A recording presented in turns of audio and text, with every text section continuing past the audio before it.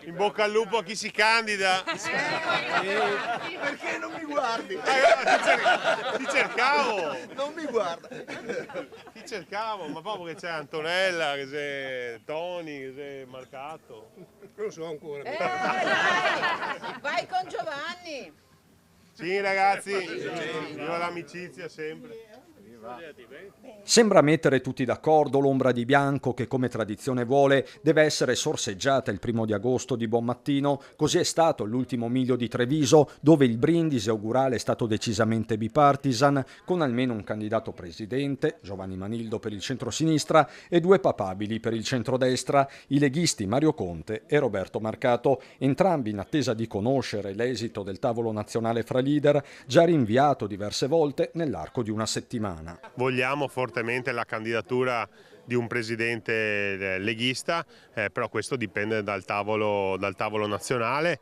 L'appello che facciamo è quello di far chiarezza quanto prima, non tanto per noi che poi saremo coloro che correranno nei territori, ma per gli elettori che vogliono passare dalla fase dei nomi e delle trattative politiche alla fase dei programmi e della visione dei territori. Presidenza alla Lega che viene subito rilanciata da Bulldog Marcato, reduce dalle polemiche sul suo no alla lista Zaia, presidenza che però da sola pare non bastare. Anche qua non può che la candidatura della Lega poi cannibalizza qualsiasi altra prospettiva, cioè in giunta non c'è traccia di assessori della Lega e in consiglio arriviamo con 3 consiglieri, perché allora sarebbe comunque un disastro. Cioè, bisogna fare politica.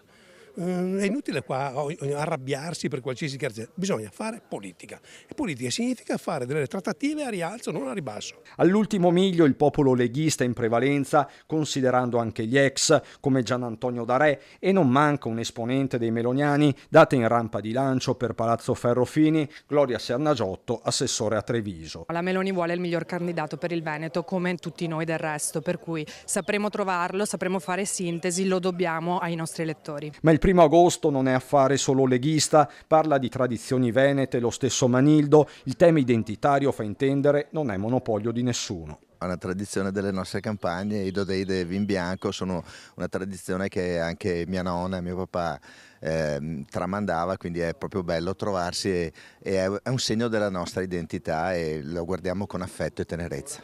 Sì ragazzi, viva l'amicizia, viva il 1° agosto!